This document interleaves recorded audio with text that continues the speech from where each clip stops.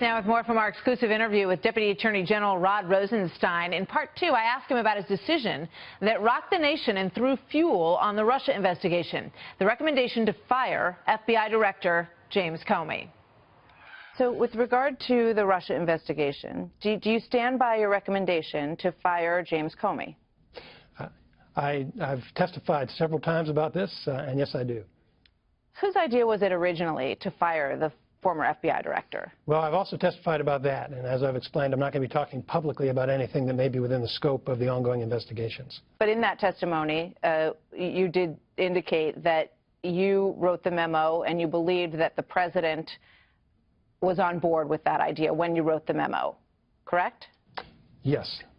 So you felt compelled to write this memo based on James Comey's decision not to prosecute Hillary Clinton, which you felt was a wrong decision. I don't correct? think that's a fair characterization. My memo addresses not the decision whether or not to prosecute or to investigate. It addresses the communication of that information to the public.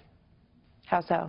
Well, as I explained in the memo, as I've explained publicly, there's a principle in the Department of Justice that's a very important principle, and that is that when we're investigating people, we do it confidentially. We make a determination, that is, our agents make a determination whether to recommend a prosecution. Our federal prosecutors make the ultimate decision whether or not to prosecute.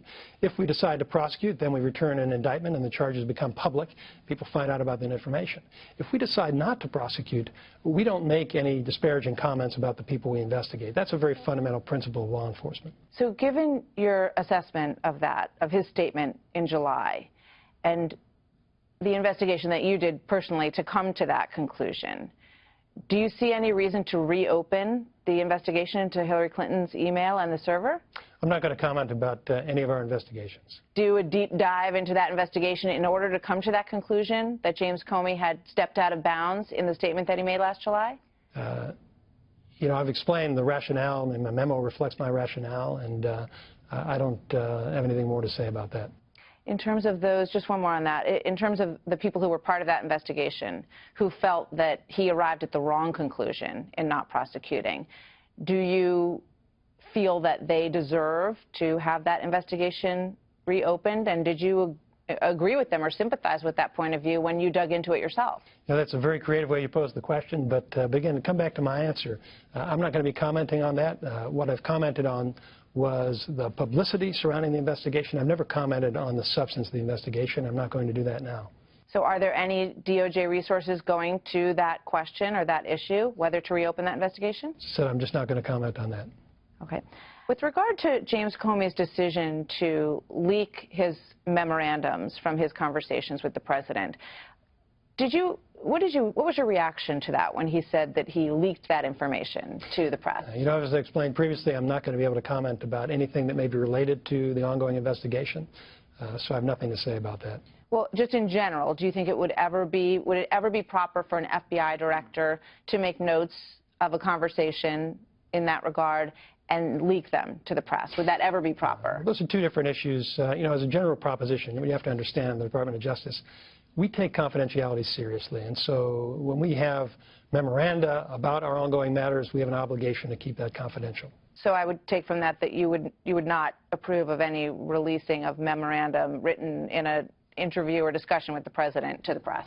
The general proposition, I think, is quite clear, and it's what we were taught, all of us as prosecutors and agents, that we have an obligation to keep information confidential. I think that's critical for a variety of reasons. We have a responsibility to the people who we're investigating. We have a responsibility to the people conducting those investigations to keep our investigations confidential. Over to the Mueller special counsel investigation, which you are overseeing, does his relationship with James Comey give you any pause in terms of the appointment, of the decision to appoint him for that post? I've explained that I made the decision to appoint Director Mueller based upon his reputation. He had an excellent reputation, really bipartisan support for his integrity, and that's why I made that decision. I'm not going to be able to comment upon what he may or may not be investigating, but I can assure you that if there were conflicts that arose because of Director Mueller or anybody employed by Director Mueller, we have a process within the department to take care of that. We have ethics experts who review any allegations of conflicts, so I'm confident that we'll reach the right result. So it has come out in some of the attorneys that he has hired that several of them have made donations to Hillary Clinton, to the Clinton campaign. Does that bother you? Does it make you believe that those people have any reason to be questioned in terms of their impartiality in this investigation? You know, the Department of Justice, we judge by results, and so my view about that is we'll see if they do the right thing. Have you vetoed any of his choices for any attorneys that are working on this case? I have not personally been involved in any decisions about who to hire.